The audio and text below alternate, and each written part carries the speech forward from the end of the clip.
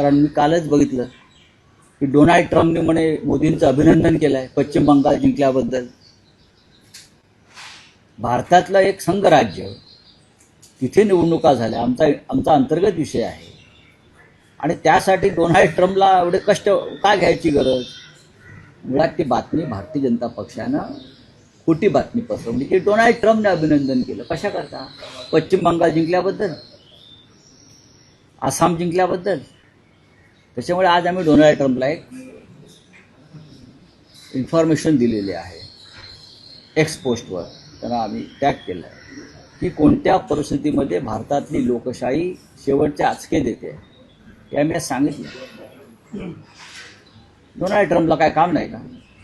त्याला ते हॉर्मुझ पोर्ट खोलायचं आहे, समुद्रधुनी खोलायची आहे, त्याला अनेक गोष्टी करायच्या आहेत.